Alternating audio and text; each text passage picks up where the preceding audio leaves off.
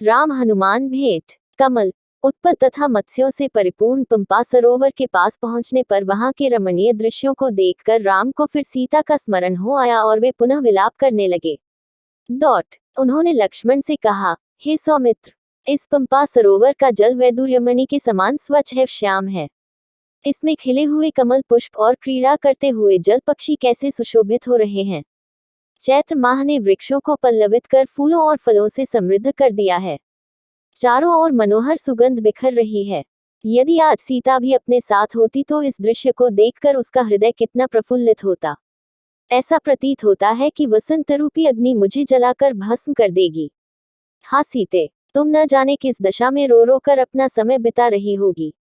मैं कितना अभागा हूँ कि तुम्हें अपने साथ वन में ले आया, परंतु तुम्हारी रक्षा न कर सका। हाँ, पर्वत शिखरों पर नृत्य करते हुए मोरों के साथ कामातुर हुई मोरनियां कैसा नृत्य कर रही हैं। हे लक्ष्मण, जिस स्थान पर सीता होगी, यदि वहां भी इसी प्रकार वसंत खिला होगा तो वह उसके विरह विदग्ध हृदय को कितनी पीड़ा पहुंचा रहा होगा। वह अवश्य ही मेरे वियोग में रो रो कर अपने प्राण दे रही होगी। मैं जानता हूँ, वह मेरे बिना पानी से बाहर निकली हुई मछली की भांति तड़प रही होगी। उसकी वही दशा हो रही होगी जो आज मेरी हो रही है, अपितु मुझसे अधिक ही होगी, क्योंकि स्त्रियां पुरुषों से अधिक भावुक और कोमल होती हैं। यह संपूर्ण दृश्य इतना मनोरम है कि यदि सीता मेरे साथ होती तो इस स्थान को छोड़कर मैं कभी अयोध्या न जाता, सदैव उसके साथ यहीं रमण करता। किंतु यह तो मेरा स्वप्न मात्र है। आज तो यह अभागा प्यारी सीता के वियोग में वनों में मारा मारा फिर रहा है। जिस सीता ने मेरे लिए महलों के सुखों का परित्याग किया, मैं उसी की वन में रक्षा नहीं कर सका। मैं कैसे यह जीवन धारण करूं? मैं अयोध्या जाकर किसी को क्या बताऊंगा? माता कौशल्या को क्या उत्तर दूंगा? मुझे कुछ सुझाई नहीं देता। मैं इस विपत्ति के पहाड़ के नीचे दबा जा रहा हूँ। मुझे इस विपत्ति से छुटकारे का कोई उपाय नहीं सूझ रहा है।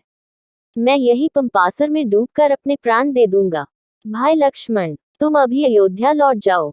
मैं अब जनकनंदिनी सीता के बिना जीवित नहीं रह सकता। बड़े भाई की यह दशा देखकर लक्ष्मण बोले, हे पुरुषोत्तम राम, आप शोक न करें। हे तात रघुनंदन, आप यदि रावण पाताल में या उससे भी अधिक दूर चला जाए तो भी वह अब किसी भी तरह से जीवित नहीं रह सकता। आप पहले उस पापी राक्षस का पता लगाइए, फिर वह सीता को वापस करेगा या अपने प्राणों से हाथ धो बैठेगा। आप तो अत्यंत धैर्यवान पुरुष हैं। आपको ऐसी विपत्ति में सदैव धैर्य रखना चाहिए। हम लोग अपने धैर्य, उत्साह और पुरुषार्थ के बल पर ही रावण को परास्त करके सीता को मुक्त करा सकेंगे। आप धैर्य धारण करें। लक्ष्मण के इस प्रकार से समझाने पर अत्यंत संतप्त राम ने शोक और मोह का परित्याग करके धैर्य धारण किया। वे पंपा सरोवर को लांघ कर आगे बढ़े। चलते चलते जब वे ऋषिमुख पर्वत के निकट पहुंचे तो अपने साथियों के साथ उस पर्वत पर विचरण करने वाले बलवान वानरराज सुग्रीव ने इन दोनों तेजस्वी युवकों को देखा। इन्हें देखकर सुग्रीव के मन में शंका हुई और उन्होंने अपने मंत्रियों से कहा, निश्चय ही वाली ने इन दोनों धनुर्धारी वीरों को छद्मवेश में भेजा है। भयभीत होकर सुग्रीव अपने मंत्रियों के साथ ऋषिमुख पर्वत के शिखर चले गए। सुग्रीव को इस प्रकार चिंतित देखकर वाक्पटु हनुमान बोले, हे वानरादित्य, वाली तो शापवश यहाँ आ ही नहीं सकता, आप सहसा ऐसे चिंतित क्यों हो रहे हैं? हनुमान के प्रश्न को सुनकर सुग्रीव बोले, मुझे ऐसा प्रतीत होता है कि ये दोनों पुरुष वाली के भेजे हुए गुप्तचर हैं और तपस्वियों का भेष धारण करके हमारी खोज में आए हैं। हमें इनकी ओर से निश्चिंत नहीं होना चाहिए। हनुमान, तुम वेश बदल कर इनके पास जाओ और इनका संपूर्ण भेद ज्ञात करो। यदि मेरा संदेह ठीक हो तो शीघ्र इस विषय में कुछ करना। सुग्रीव का निर्देश पाकर हनुमान भिक्षु का भेष धारण कर राम लक्ष्मण के पास पहुंचे। उन दोनों को प्रणाम करके वे अत्यंत विनीत एवं मृदु वाणी में बोले, हे वीरों, आप दोनों सत्यपराक्रमी एवं देवताओं के समान प्रभावशाली जान पड़ते हैं। आप लोग इस वन्य प्रदेश में किस लिए आए हैं? आपके अंगों की कांति सुवर्ण के समान प्रकाशित हो रही है। आपकी विशाल भुजाओं और वीर वेश को देखकर ऐसा प्रतीत होता है कि आप इंद्र को भी परास्त करने की क्षमता रखते हैं, परंतु फिर भी आपका मुखमंडल कुम्हलाया हुआ है और आप ठंडी सांसें भर रहे हैं। इसका क्या कारण है? कृपया आप अपना परिचय दीजिए। आप इस प्रकार मौन क्यों हैं? यहाँ पर्वत पर वानर श्रेष्ठ सुग्रीव रहते हैं। उनके भाई वाली ने उन्हें घर से निकाल दिया है। वानर शिरोमणि सुग्रीव, आप दोनों से मित्रता करना चाहते हैं। उन्हीं की आज्ञा से मैं आपका परिचय प्राप्त करने के लिए यहाँ आया हूँ। मैं वायु देवता का पुत्र हूँ और मेरा नाम हनुमान है। मैं भी वानर जाति का हूँ। अब आप कृपया अपना परिचय दीजिए। मैं सुग्रीव का मंत्री हूँ और इच्छानुकूल वेश बदलने की क्षमता रखता हूँ। मैंने आपको सब कुछ बता दिया है। आशा है आप भी अपना परिचय देकर मुझे कृतार्थ करेंगे और वन में पधारने का कारण बताएंगे।